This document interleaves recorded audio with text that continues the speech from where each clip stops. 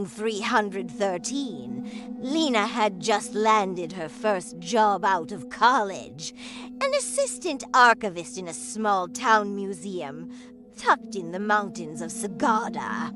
It wasn't exactly her dream, but the pay was decent, the town was peaceful, and the staff provided her with free lodging in a nearby inn. The inn was old to old. Wooden floors creaked with every step, and the walls were thin as paper. Still, she was given her own room, room 313, the last one at the end of a dark hallway. The innkeeper, a quiet woman in her 60s, gave her a strange look when handing over the key. Room 313. Just remember to keep the window closed at night, she said with a tight smile. Lena chuckled.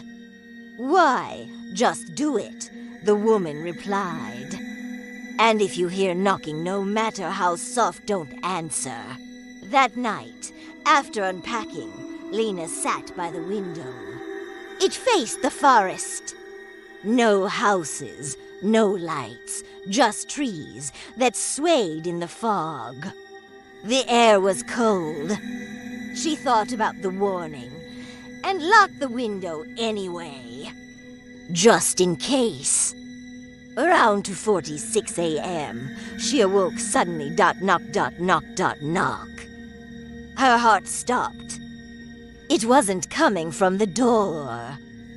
It was coming from the window. She froze. No lights outside. Just the outline of a figure tall and unmoving. She reached for her phone, hands shaking. No signal. And then, knock, knock, knock. This time, softer, slower. Beckoning, she pulled the sheets over her head and stayed still until the sun rose. The next day, at the museum, Lena asked about the room. One of the older staff whispered, room 313.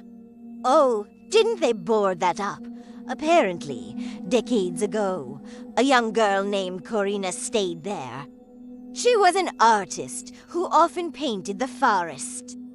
Locals said she spoke to something she saw outside her window, a man with no eyes. She'd leave offerings of apples, flowers, even her own paintings. One night, she jumped out the window. No one found her body, but every so often, new tenants in room 313 report the same thing, knocking at the window. A man in the fog. No face. No eyes. No voice. Just knocking. Lena moved out on her third day.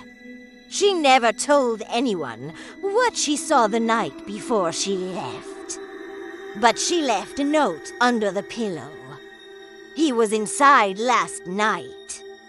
The window was still locked.